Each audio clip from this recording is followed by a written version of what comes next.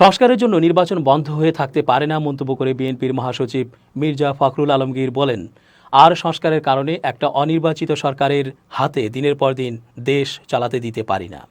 শনিবার জাতীয় প্রেস ক্লাবে এক আলোচনা সভায় এসব কথা বলেন তিনি।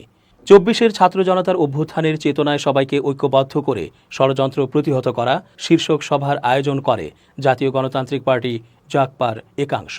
কেউ যদি বলে আমরা সংস্কারের দাবি নিয়ে এসেছি, সেটা ভুল উল্লেখ করে মির্জা ফখরুল বলেন, সংস্কার কোনো নতুন ধারণা নয়, আর সংস্কার একটি চলমান প্রক্রিয়া।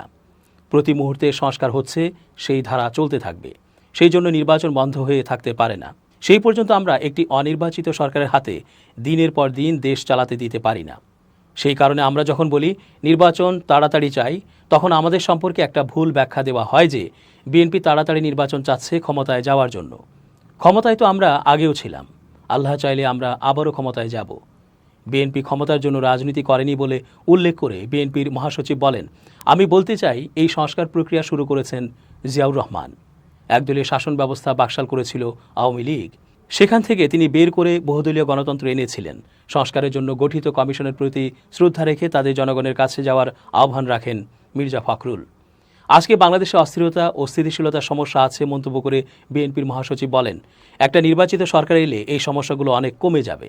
কারণ নির্বাচিত সরকারের শক্তি অন্য, কারণ তার পেছনে জনগণের শক্তি থাকে। সেজন্য আমরা বারবার নির্বাচনের কথা বলছি। সংস্কার সবচেয়ে বেশি বিএনপি চায়। একই সঙ্গে অনির্বাচিত সরকারের ক্ষমতা বেশি দিন থাকা উচিত নয়।